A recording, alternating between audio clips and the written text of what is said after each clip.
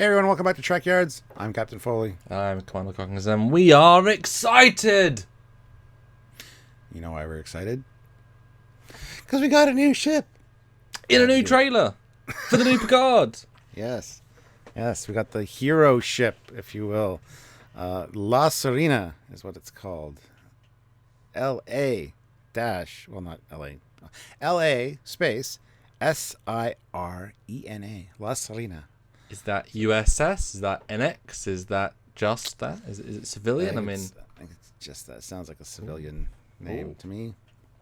Well, we know the captain is ex-Starfleet, as is the one of the ladies. It's definitely a renegade crew. People have to go off-grid. But we did get several images, and I've digitally enhanced them as far as I can. Digitally coloured them and brightened them as far as I can. I felt they've actively avoided giving us a really good view, although they have given us sort of half of the angles, if not 3/4 of the angles. Well, let's, for the audience, before we jump to our thoughts, this first image is of the bottom, as it goes by camera. Second view is from the back, before it goes to warp, and you can kind of see the shapes. Third one is as it flies by, and now you can see the shapes a lot more distinctly.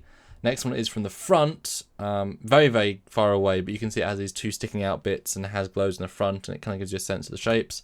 And then again from the back, but a little bit cleaner. So those are all the views. So Stuart, what is your impression so far of the ship? Now I've got roughly what it looks like.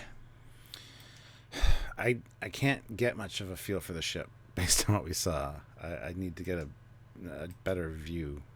The one view, unfortunately, the third picture there seems very much like a bat plane. It just has a Batman vibe to it. You could paint it all black and it'd be fine. That being said, that picture also shows off those probably the warp nacelles on the side there. They look very similar in style and design to the Defiant side modules that are the actual warp or nacelles on the Defiant. So some kind of visual kind of tying a little bit there. Other than that, it doesn't look like anything Starfleet would ever use, or it doesn't even look like a Star Trek vessel, to be honest. No, the view you're referring to me feels like a combination of a Thunderbirds crossed with Cylon. I can see Cylon influences, absolutely. Cylon with the pointy, Thunderbirds with, it has the fins, it has the sticky outy bits, it has a very like piecemeal tech feel. And if you go back to picture 2, the red paint scheme feels so much like a Discovery shuttle. It's unreal. Definitely has this could be in Discovery. You wouldn't even question it. It has a severe lack of personality beyond its pointy, forwardy thing. I think it is literally as small as we think it is. I think that middle bit is literally just the big room we see, which is like a second deck below it. I mean, there are like, I think literally is just the two side modules are maybe either cargo storage as tech, and the middle is just the livable area. It's like, it's that small. Yeah, I can't see it being a very large ship at all. Kind of almost like Delta Flyer on steroids, in a sense. It's like it's a incredibly enhanced freighter. It's definitely not Starfleet, definitely not Federation in the sense that it's probably a Federation member world built it, but it's not a Federation aesthetic in any way. At least it has red beams, but I think we both called out, based the interior, that it would be an odd, underwhelming, and non-Star Trek looking ship.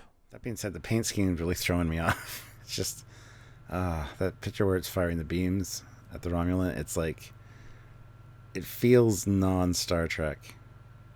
It's Red 1 from it's an X-Wing squadron leader. It could definitely fit in the Star Wars universe, absolutely. It's a bit of a shame considering it's the hero ship for Picard series, but again, more views might change my mind once we kind of get a feel for the ship either in another trailer or actually production stills or something like that. I would love to see it in more detail. But I hope beyond hope they're not doing the Discovery style warp. Because I just thought, it'd be great to I'm sure I will too, because I really don't care. I was surprised by the fact that all of the back engine glows are all the exact same shade of a non-interesting blue-green. There are some little yellow, but conventionally speaking, impulse drives are red for Federation tech, warp coils are blue, and yes, that's not necessarily a trait that you have to follow, but it's nice to have a differentiation. Visually, it's nice to have, and it would allow us to feel more connected. I'm assuming these are all the last thing that is finished is the space visual effects, is the the things that take most time. That's the stuff that takes longest to finish. So likely these are all somewhat in a state, and to redo the glow pass with different engine glow is totally fine. But we know John Lee is involved. We know he designed all of the hero stuff for Discovery, so it's likely that he was tasked to do this ship, and he knows better than to do this in terms of all the same glows. He knows better. Even Discovery has different colours, different glow areas. At least they still got the blues and the reds, although then Shinjo has red coils. Maybe this is just a placeholder for the real hero ship. We said that about I keep Discovery. saying that. Yep. I keep saying that about all the trailers, stuff that we don't like. They don't want to reveal the hero ship just yet, because we'll talk about it. So this is what they threw in instead. Yeah. You know what's funny? This shot with firing phase on the TOS, non-TOS Picard, non-Picard era Bird of Prey. This could be a still from Discovery, and you'd be like, "Oh wow!" Yeah, absolutely. Like, they did a good job. Yeah, this is a Section 31 fighter attacking a Discovery or a Bird of Prey. You wouldn't literally. This would be completely. You'd be like, "Oh yeah." Even looks like Discovery's CGI. How dark it is and how like lack of beauty. Not to say there aren't nice shots on them, but there's certain, we want to make the ships look good and nice and reflective and bright in all the other Treks. Even Nemesis, which is darker, has nice bright elements. But if you want to stay on picture 2 for a second, that's a zoom in of it going to warp, and this is when it goes to warp, and it's charging on warp in a sense, which sometimes can create a enhanced blue glow depending on what often it does. And this, it just kind of is the same colour and it goes to warp. Well, I took the opportunity in the last shot to change the middle two to red to make them impulse drives. And if you jump back and forth for a second, how much better does that look? 1,000 times better. Did you enhance the blue at all? It's nope. like a bright. Okay. Well, no, it's a brighter shot. I mean, it's a brighter shot. But yeah. Oh yeah, I think they should be red, 100%. It's so subtle, but it makes such a... Yeah, going back to the shot where they're shooting at the Romulans, that turquoise blue really has that Star Wars feel to it. When you couple it with the yellow and the red, it doesn't feel Star Trek. But yeah, I like the addition of the red back there. And you change the color of the... Nope, just the... Okay, because the yellow ones are now purple. That's true. I did a hue shift. So yeah, you're right. It did more things, and now the red plating is a sort of blue, muted blue, which actually looks better as well. Looks like kind of like Excelsior plating.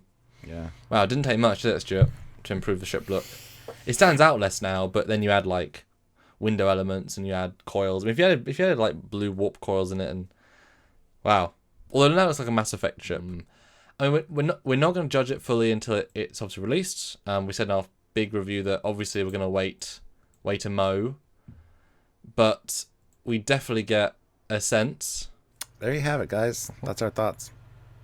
Yeah, so if you want to support us, you can of course subscribe and join the channel that way. It's a great way.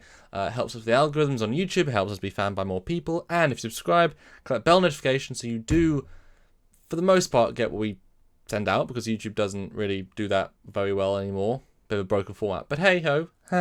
And like these videos if you like. Go back and watch our other videos this week and Saturday and such, where we look at other Discovery and Picard and Lower Decks and all the sort of content that you want to see on Trek. Look at the news, breakdowns, making these renders, doing all the cool things. Please do check it out and like it if you can. That's right. Put your comments down below what you think of the ship, and don't forget to hit like, subscribe, and notify, as he just kind of said. I just had to do my thing. Sorry, he kind of took over at the end. What else can you do, Stuart? But if you want to help us out in another way, there's a few ways down below you can do it. They're in the description of all of our videos. There's a bunch of links. You can help us out on PayPal. There's information for that. You can head over to trekyards.com and click the donate button. You can also help us out on Patreon, which is a monthly subscription service. Less than the price of a cup of coffee a month. You can help us out. $1, $2, $5, it all helps us out in the end, and it all makes a big difference. So if you guys can help out in any way, please do so. And don't forget the Eagle Moss links down below. You can save yourself some money on cool Eagle Moss ships, which I'm sure this will be one of them at some point. So just use discount code Trekyards. We also have our Teespring store down there with some great Trekyards merch. So lots of great stuff down there, and fun ways to help us out and to help yourself out. So I guess that's it. So until next time, I'm Captain Foley. I'm Commander Kongs. Bye, guys. See you soon.